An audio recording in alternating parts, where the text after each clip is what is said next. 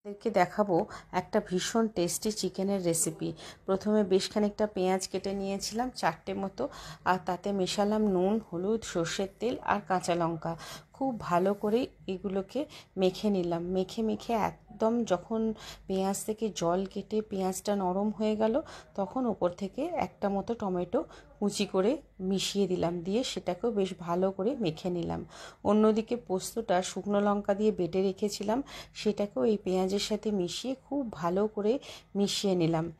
একদম যখন দেখলাম জল পুরো বেরিয়ে গেছে পেঁয়াজটা নরম হয়ে গেছে, তখন ওপর থেকে চিকেনগুলোকে দিয়ে সেটাকেও মেখে নিলাম। দিয়ে ওই পুরো জিনিসটা একটা ফ্রাই প্যানে বসিয়ে দিলাম, আর দিলাম মিক্সির বাটি ধোয়া জল। দিয়ে আমি ইন্ডাকশানে একদম সিমে, যতটা সব থেকে কমে বসানো যায় আঁচে, সেইভাবে বসিয়ে নাড়াতে শুরু করলাম। দিয়ে ঢাকনা দিয়ে দিলাম। ঢাকনা দিয়েও নিজে আস্তে আস্তে সেদ্ধ হতে শুরু করলো। যেহেতু টেম্পারেচারটা সব থেকে লোয়েস্টে করে রেখেছিলাম, সেই জন্য খুব ভালোভাবে সুসিদ্ধও হয়ে গেল।